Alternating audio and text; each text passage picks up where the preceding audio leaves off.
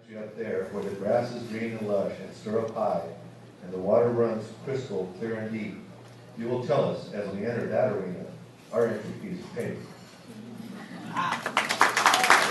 What's your second favorite thing about Kevin? I don't know that he's getting it, but he says that he was here, the last year that he was here, he kicked a lot of cowboy butt. He's ready to do that again. There were a few that came around. Then the railroad came, things started to change. Too fast for the town folks to remember. Wasn't long the only lot left, as you might suspect, was right across from the creek.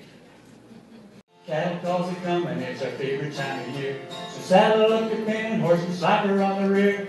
Get your kin together and get your cowboy on. Crank the country music cause the rodeo's in town. Turkey in the straw, ha, ha, ha. Turkey in the straw, beep, beep, beep. Pull them up and twist them up a high, take the hog. Hit them up a tune called Turkey in the Straw. Okay.